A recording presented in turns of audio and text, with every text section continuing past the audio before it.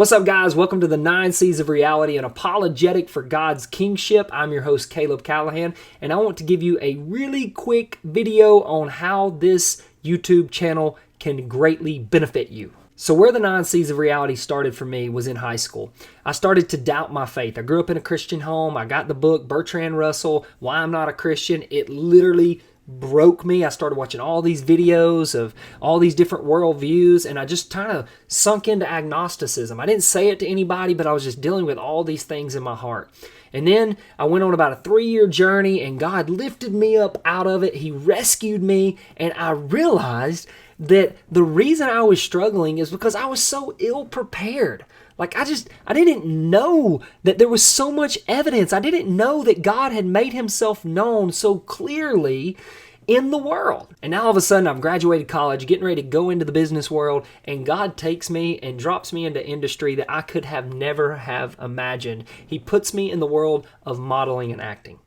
And so I spend the next 9 years of my life traveling the globe, using it really as a ministry, as an opportunity to share all this that God had sovereignly taught me about all these other worldviews, to be able to have conversations with people about what they believe and why God is the one true God and how he sent his son to rescue them. Oftentimes, when I engaged with somebody, because God took me through this 3 years sovereignly, preparing me in that season for the season he was going to drop me into, oftentimes when I was talking to somebody, I knew more about what they believed than they themselves knew.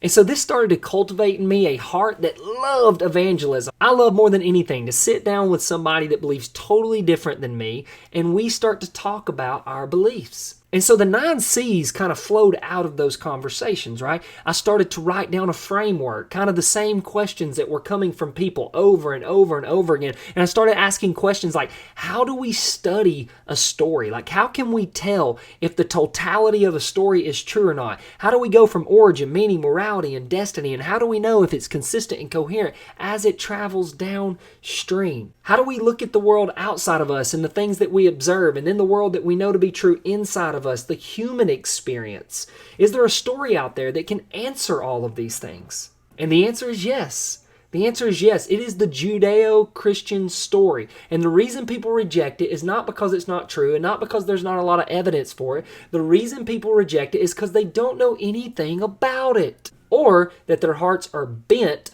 on wanting to justify their own kingship. But when the 9 C's really took off for me, guys, and when the thought, could history actually be an apologetic for God's kingship, really came to me, is when I was studying one day and I recognized that in the first garden we fell. And I was like, why are we not going to fall in the second garden?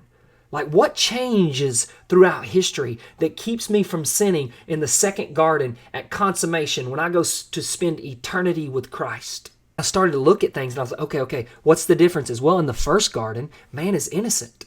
Right? Man is innocent. And by very nature of being created in the image of God, there's a sense of glory about man, right? A sense of worship about man. And so there's this dynamic inside of man where in one sense we want this glory, right? We're like, glorify me, give me glory. I want to be famous. But then we're also like, I want to worship. I want to worship women or men or money or cars.